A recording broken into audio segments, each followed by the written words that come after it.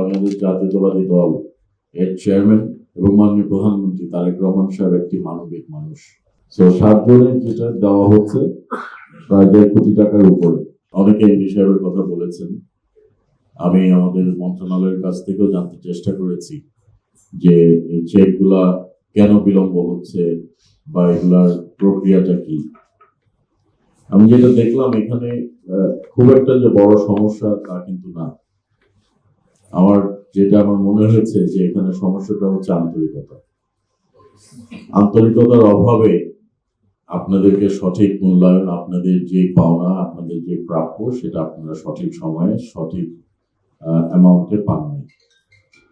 একজন বক্তা বলে গেছেন বিটিভির কথা। আমাদের বাংলাদেশ টেলিভিশনের এরকম একটা সমস্যা ছিল। গত রোজার ঈদের আগে আমাকে বলা হলো কয়েকজন এসে যে স্যার আমরা প্রায় 3-3.5 বছর ধরে আমাদের পাওনাটা পাচ্ছি না, সম্ভবত তাদের বেসিক স্যালারি তারা পাচ্ছে না। তারপর আমি খতিয়ে দেখলাম যে বিষয়টা কোথায়। এগেন সমস্যাটা ছিল আন্তরিকতায়। প্রতি সপ্তাহে সর্বোচ্চ বার বিকাশ পেমেন্টে 50 জন হবেন পেমেন্ট চ্যাম্পিয়ন। জিতে নিন টিভি সহ আকর্ষণীয় সব প্রাইজ।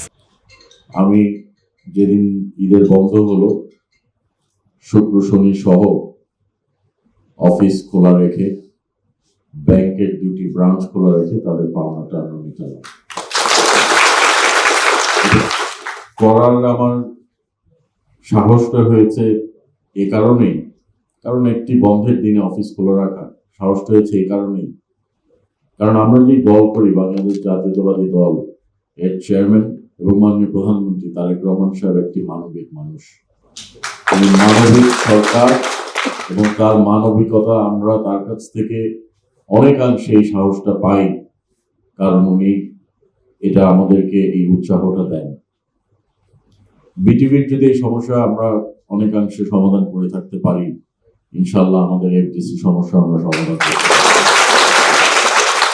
এখানে যদিও আজকে 6-7 জন পাচ্ছেন, 7 জন টোটাল আপনার 8 জনের নাম লিখেছেন, 1-2 জন পাচ্ছে বলে।